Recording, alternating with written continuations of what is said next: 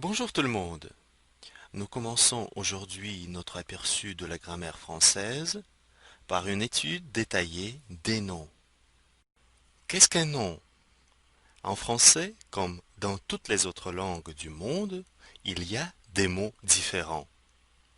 Une table, beau, un chien, aller, un étudiant, lentement, après, etc. Parmi les mots, on distingue différentes catégories grammaticales. Nous remarquons que certains mots ont un article à côté alors que les autres n'en ont pas. Nous remarquons aussi que nous pouvons poser une question qui ou quoi pour certains mots et non pas pour les autres.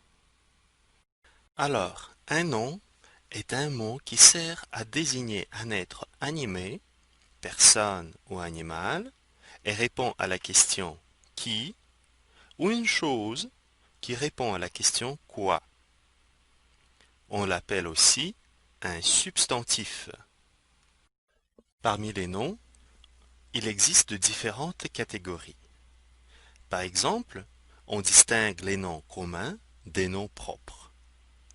Nom commun, une chaise, une pensée, une ville, un enfant, un homme, etc.